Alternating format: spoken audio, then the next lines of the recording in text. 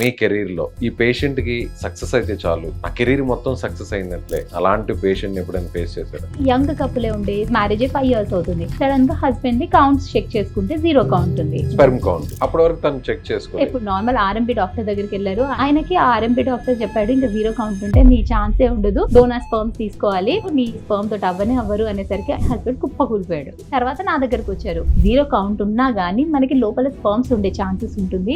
ఆయన అసలు నమ్మలేదు, నేను ట్రై చేయను, వైఫ్ చెక్ చేస్తాను అని చెప్పి అతన్ని రమ్మంటుండే. నేను ఫెర్టిలిటీ స్పెషలిస్ట్ కాస్త సైకియాట్రిస్ట్ కు మారిపోయి కౌన్సిలింగ్ ఇచ్చారు. బ్లడ్ టెస్ట్, జెనెటిక్ టెస్టింగ్ అవన్నీ చేసినాక నీడిల్ తోటి స్పర్మ్స్ తీసేది ఉంటుంది. వాళ్ళ వైఫ్ డిస్క్రైబ్ చేస్తుండే నేను అసలు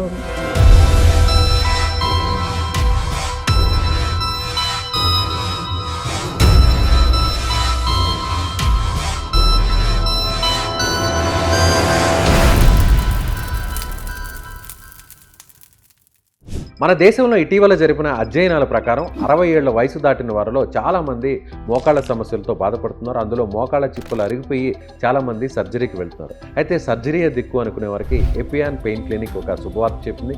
ప్లాస్మా థెరపీ ద్వారా ఈ సమస్యకు చెక్ పెడుతుంది. సో ఇమీడియట్గా ఈ సమస్యతో బాధపడేవారు ఈ కింద నెంబర్కు కాల్ చేయండి.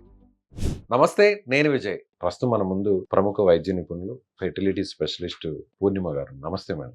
నమస్తే అండి. మీ లైఫ్ లో, మీ కెరీర్ లో ఈ పేషెంట్ కి సక్సెస్ అయితే చాలు, ఆ కెరీర్ మొత్తం సక్సెస్ అయినట్లే, అలాంటి టైం ఎప్పుడన్నా వచ్చింది? అలాంటి పేషెంట్ ఎప్పుడైనా ఫేస్ చేశారా? పేషెంట్ కి అసలు కౌన్సిల్ చేసి మీకు పాసిబిలిటీ ఉంటుంది, ట్రై చేయండి అని ఒప్పించడమే నాకు పెద్ద టాస్క్ అంటే ఆ ఉండేది. ట్రీట్మెంట్ తీసుకోవడానికి ఒప్పించడమే పెద్ద పెద్ద టాస్క్. టాస్క్ ఉండే. ఎందుకంటే హస్బెండ్ కి 0 counts, sperm count. Sperm count 0 ఉండే. Okay. వాళ్ళకి యంగ్ కపులే ఉండే, సమ్ 25 ఇయర్స్ ఉండే, హస్బెండ్ 30 ఇయర్స్ ఉండే, మ్యారేజ్ 5 years అవుతుంది. Okay. సో వాళ్ళు ఎంత స్టార్టింగ్ అంత సీరియస్ గా తీసుకోలేదు. సో 2 to 3 years తర్వాత ప్లాన్ చేసుకుంటే కావట్లేదు అంటే సడన్ గా హస్బెండ్ ది కౌంట్స్ చెక్ చేసుకుంటే 0 కౌంట్ ఉంది. అప్పటి వరకు తను చెక్ చేసుకోలేదు, ఎప్పుడు చెక్ చేసుకోలేదు. కానీ పిల్లల కోసం ట్రై చేస్తున్నాను. ఎన్ని years నుంచి try 2 years ట్రై చేశారు. Okay. ఫస్ట్ 2 years వదిలేశారు, ఒక 2 years నుంచి ట్రై చేస్తున్నారు, కావట్లేదు. నార్మల్ ఆర్ఎంపీ డాక్టర్ దగ్గరికి వెళ్ళారు. ఆయన నార్మల్ ఒక టాబ్లెట్స్ ఇచ్చారు, 3 months ట్రై చేయమన్నారు. తర్వాత ఒక 1 or 2 months స్కాన్స్ చేసుకున్నారు. ఇంకా కావట్లేదని అప్పుడు సెమెన్ టెస్ట్ చేశారు.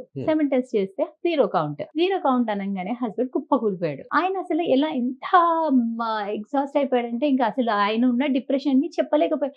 అసలు ఆ పేషెంట్ అది తెలిసిన తర్వాత ఒక 6 months 1 year దగ్గరికి తర్వాత నా దగ్గరకు వచ్చారు. వాళ్ళ వైఫ్ డిస్క్రైబ్ చేస్తుండే నేను అసలు చాలా బాధపడ్డాను. అసలు మీరు అనవసరంగా అంత బాధపడ్డారు, దానికి ట్రీట్మెంట్ ఉంటుంది అని. ఆయనకి ఆర్ఎంపీ డాక్టర్ చెప్పాడు, ఇంకా 0 కౌంట్ ఉంటే నీ ఛాన్సే ఉండదు, డోనర్ స్పర్మ్స్ తీసుకోవాలి, ఇంకా అసలు నీకు పిల్లలే అవ్వరు, నీ స్పర్మ్ తోటి అవ్వరు అనేసరికి ఆయన ఎంత బాధపడ్డారు. లేడీస్ లో ప్రాబ్లం ఉందంటే సో ఆ ప్రాబ్లం ఉంది, ఈ ప్రాబ్లం ఉందని అనుకుంటారు. దానికి ఏదైనా ట్రీట్మెంట్ తీసుకుంటే మళ్ళీ కన్సీవ్ అవుతారు అనుకుంటారు.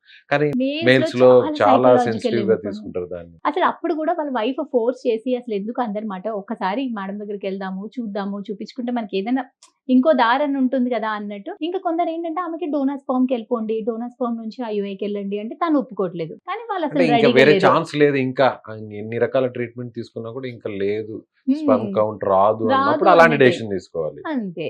అసలు 0 కౌంట్ అనగానే ఛాన్సే ఉండదు, 0 ఛాన్స్ అన్నట్టుగానే ఆయన ప్రిపేర్డ్ ఉన్నారు. అసలు అది తెలిసిన తర్వాత అసలు ఎవరినైనా ఇంకో ఒపీనియన్ తీసుకుందాము, ఇంకొకరిని మాట్లాడదాము అన్న ఆలోచన కూడా లేదు. సో నా దగ్గరకు వచ్చినాక అలా ఉండదు సిచ్యుయేషన్.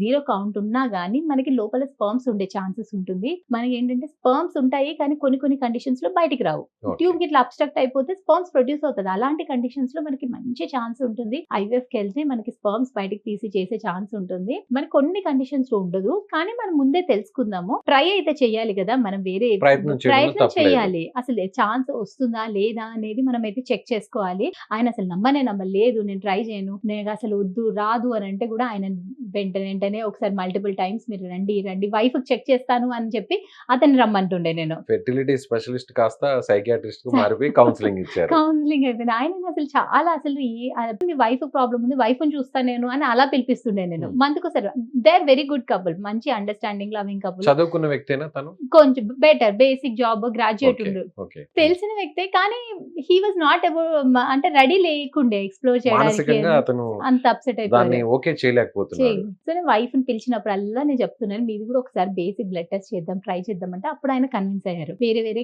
కేసెస్ చూపించాను. వేరే పేషెంట్స్ అందరూ డెలివరీ అయ్యి పాజిటివ్ వచ్చినవి అవన్నీ చూసినాక ఆయనకు కూడా కొంచెం హోప్ వచ్చింది. సో బ్లడ్ టెస్ట్ అన్ని చేయించాము. బ్లడ్ టెస్ట్, జెనెటిక్ టెస్టింగ్ అవన్నీ చేసినాక నీడిల్ తోటి స్పర్మ్స్ తీసేది ఉంటుంది. అలా తీసినా గానీ మనకు ఖచ్చితంగా నేను గ్యారంటీ ఇవ్వలేను. కానీ మనం ప్రయత్నం చేద్దాము అని ఛాన్సెస్ అన్నాడు. అయితే ఉన్నాయి. ఉన్నాయి. డెఫినెట్ గా మనం ఛాన్స్ తీసుకోవచ్చు. హార్మోన్స్ అన్ని బాగున్నాయి. ఛాన్స్ తీసుకోవచ్చు అని చెప్పాను నేను. Okay madam. సరే అని చెప్పేసి వాళ్ళకి వైఫ్ అంతా ఇంజెక్షన్స్ ఇచ్చాము. అన్ని చేసాము. ఎగ్స్ తీసిన రోజు అదే రోజు ఆయనకు కూడా హస్బెండ్ కూడా అది ఉన్న రోజు కూడా నాకు నైట్ కూడా కాల్ చేశారు. మార్నింగ్ కూడా కాల్ చేసి మేడం వస్తాయి కదా అంటే నేను ఖచ్చితంగా చెప్పలేను. నేను ఫాల్స్ హోప్ ఇవ్వలేను. కానీ ట్రై మాత్రం చేద్దాము. మనం ఎలా అనుకుంటే అలా మనం ట్రై అయితే చేయాలి కదా. చేశాను. మంచి ప్రొసీజర్ వచ్చింది. యూరాలజిస్ట్ ని పిలిపించాను. స్పర్మ్స్ వచ్చాయి. వచ్చాయి. స్పర్మ్స్ ఈజీ అప్పుడు మీకు వచ్చాయి. ఎలా అనిపించింది మేడం? తనకి చెప్ప నేనైతే స్పర్మ్స్ రావాలి దేవుడానికి ఎంత మొక్కాను నేను. అమ్మాయి అనుకున్నారు అప్పుడు మీరు? అప్పుడు అనుకున్నాను అమ్మాయి చేసినందుకు ఒక పర్పస్ ఉంది. మంచి కౌన్సిల్ చేసినాక everything was went on well.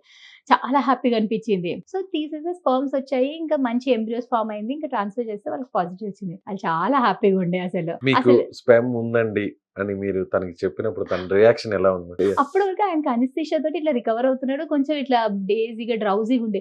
Madam వచ్చాయంటే వచ్చాయమ్మా అంటే అప్పుడు పడుకున్నాడు ఆయన. పడుకున్నాక 1-2 hours అయినాక లేచారు. తర్వాత ఇంకా మంచిగా అయిపోయింది. తర్వాత సక్సెస్ అయింది. తర్వాత ఎంబ్రియో సక్సెస్ వచ్చింది. అయిపోయింది. ఎంబ్రియో ట్రాన్స్ఫర్ చేసాము. ఫస్ట్ టైం కి పాజిటివ్ వచ్చింది. ప్రెగ్నెన్సీ time కే, ఫస్ట్ టైం okay. కి వచ్చింది. వాళ్ళు ఇప్పుడు ఎలా pregnancy. ఉన్నారు? తను ఇంకా ప్రెగ్నెంట్ ఉంది. లైక్ ఇప్పుడు ఒక Okay. 2-3 months లో డ్యూ ఉంది. Okay, she is doing good. బాగుంది. Right madam. సో ఇక పిల్లలు పుట్టే ఛాన్స్ లేదు, నేను ఇక వేరే వారిని అడాప్ట్ చేసుకోవద్దు, ఇదే లాస్ట్ ఆప్షన్ అనేటువంటి స్థితిలో నుంచి మానసికంగా ధైర్యం చెప్పి వైద్యంలో ఇంకా ముందుకు వెళితే మరొక ఛాన్స్ ఉంటుంది, ట్రై చేద్దాం అనే ఒక ఆలోచనతో ముందుకు వెళ్ళడం ద్వారా వాళ్ళ సక్సెస్ అవడం, తను ఒక మరికొన్ని నెలల్లోనే తండ్రి కాబోతున్నారని పూర్ణిమగా చెప్తున్నారు. Thank you so much madam. నమస్తే.